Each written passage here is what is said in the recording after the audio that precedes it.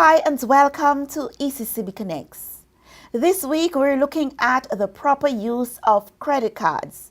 And I have with me Percival Hanley, one of the facilitators of the ECCB Savings and Investment course.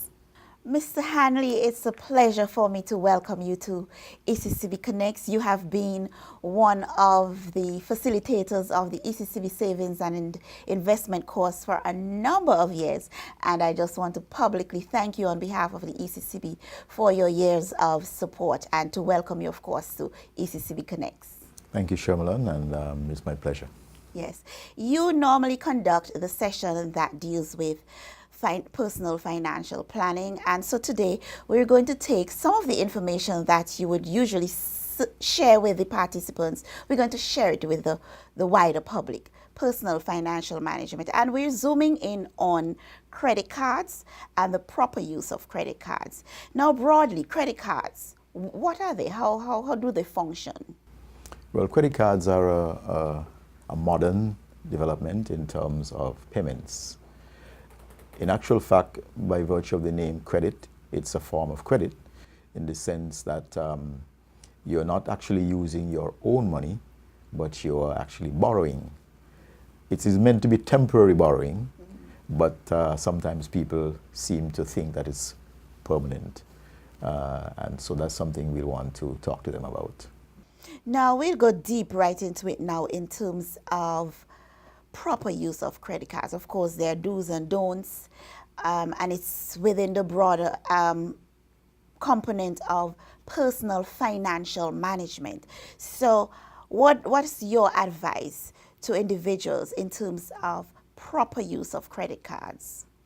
Well, credit cards are a very handy and convenient method of payment, especially today when we have lots of online shopping, online payments for this or that, even bills.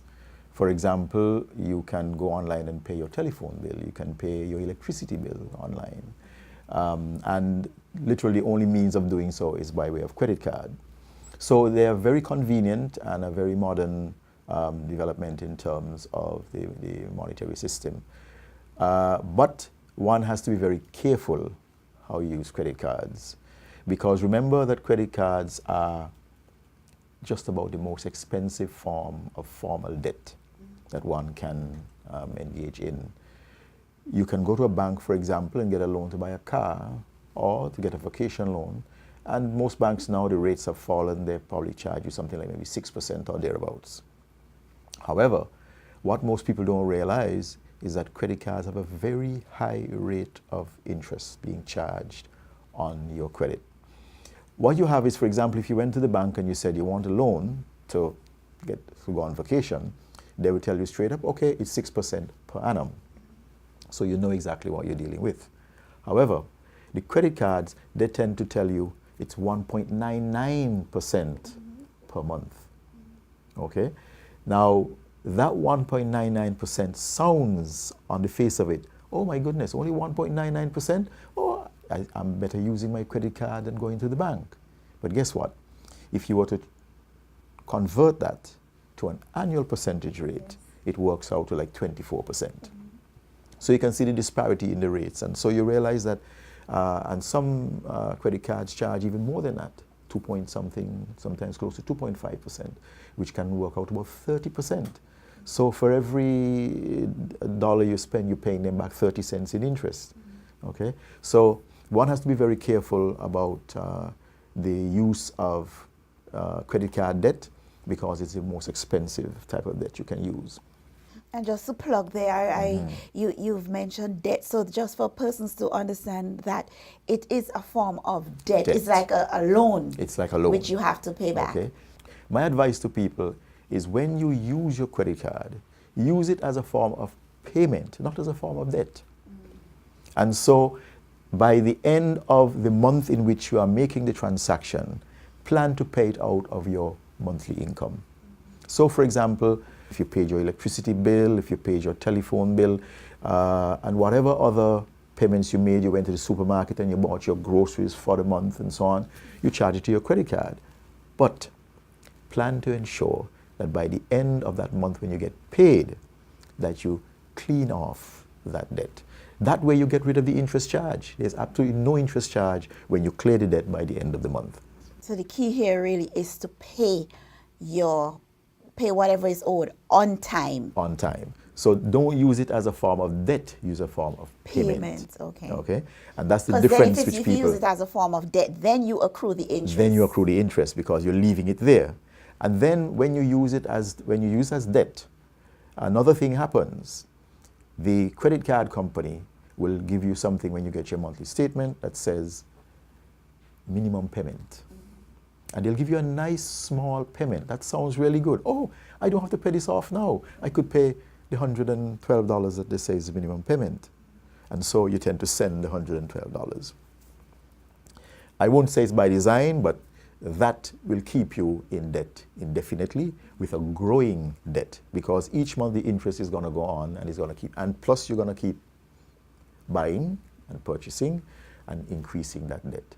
So don't follow the minimum payment that they recommend. It will keep you in a tight loop of debt all the time. Okay? The best thing is to plan. Now, there are occasions where, for example, you might have a purchase in mind which might not be part of your normal monthly expenditure. So what do you do? In a case like that, you make the expenditure, but with a plan to pay it off at the soonest possible time. That way you reduce the amount of interest that you will pay on it. Okay? Another thing to remember is that each time interest goes on to your account, your credit card account, it then becomes compounded every month thereafter. Because when the interest goes on, next month they're going to charge you interest on the balance with interest, and it keeps compounding. And therefore you'll find you pay even more than the annual percentage rate of 25 or 30%, whatever it works out to. So your debt just keeps growing and growing. Growing and growing, and you find yourself not being able to pay it off. You mentioned something about planning, and you often in your sessions with our savings and investment participants speak about the importance of budgeting and having a plan. Mm-hmm. How does credit card use fit into this overall plan that you will have? To manage a credit card account, you need to ensure that you have the requisite payment. Even if you decided to pay the minimum payment, you still have to budget to make that minimum payment. However, as I said, I don't recommend following the minimum payment information on credit card accounts. But you have to then determine how much, bearing in mind your income and your other expenses, you can comfortably put to your credit card debt every month. The best scenario is to pay it off completely, as I said.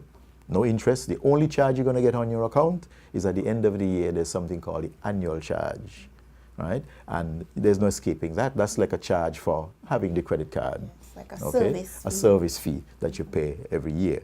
But the interest charges you can get rid of by paying. So if I normally, without a credit card, would go to the store and buy a few $100s worth of groceries, I would buy that, I would pay my electricity bill, telephone bill, and so on. And let's, for argument's sake, say at the end of the month that comes up to $3,000. Then I would want to plan to make sure that at the end of the month, I have allocated that $3,000 to pay off what I have accumulated on the credit card, so that I start a fresh leaf for the upcoming month, straight from scratch. But you know, a lot of individuals, they see the credit card as this additional source of funds. So they might have their cash or salary, whatever, that is one thing. This is my money, but the credit card now is like the extra. Yes, and that is very true. A lot of people think of the credit card as the money that they don't have. But they can spend. Yeah, you know. So, oh, I don't have the money, but I have my credit card, and you spend it and forget it.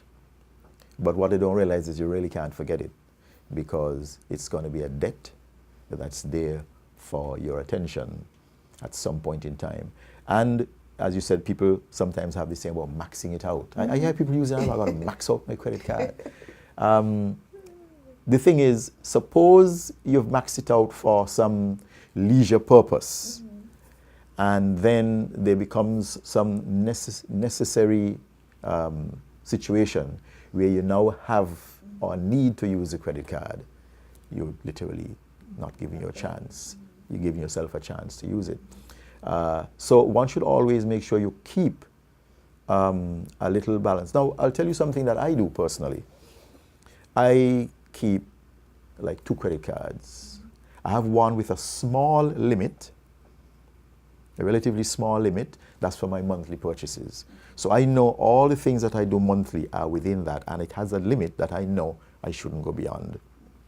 And so as I'm spending per month and I'm keeping track of that, if I see, go online and you check how your account is doing, and when you see you're getting close to the limit, you know that you're just about there. Because beyond that, you know that you're going to create a problem for you to repay. So best to stay within that limit, and it becomes a discipline after a while. You kind of know exactly what constitutes that limit and how to spend. Then I have a second credit card, right, which is then for the abnormal purchases, things that you don't normally plan for.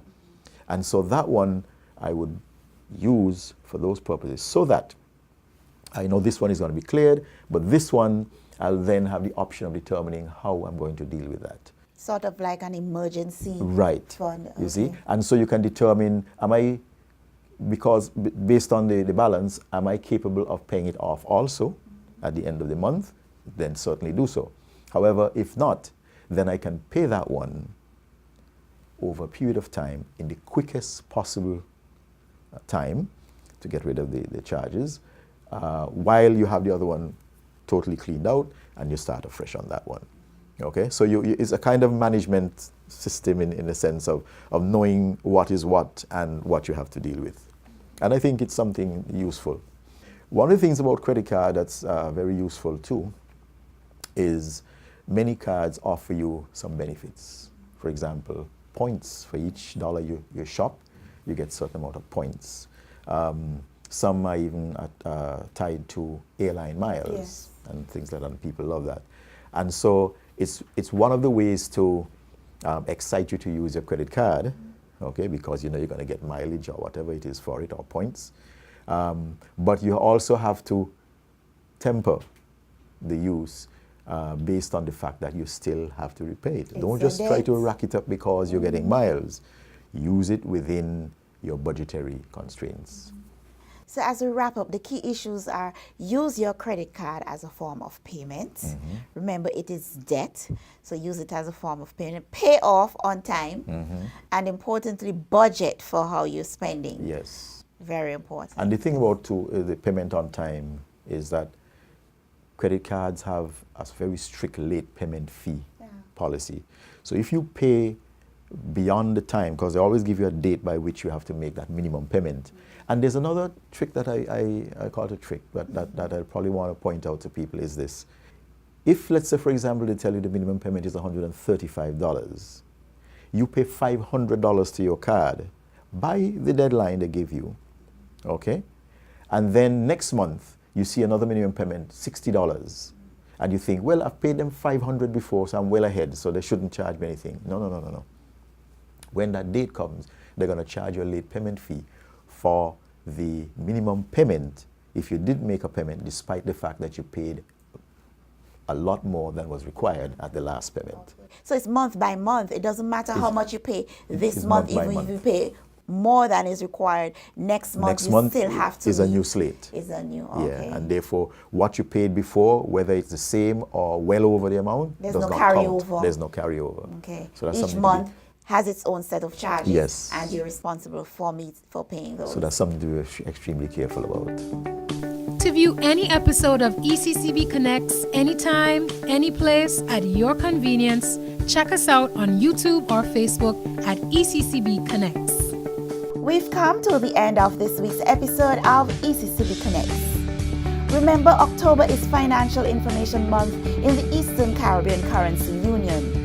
check out the Financial Information Month Facebook page for updates on activities that are happening in your country. Thanks for watching. See you next time.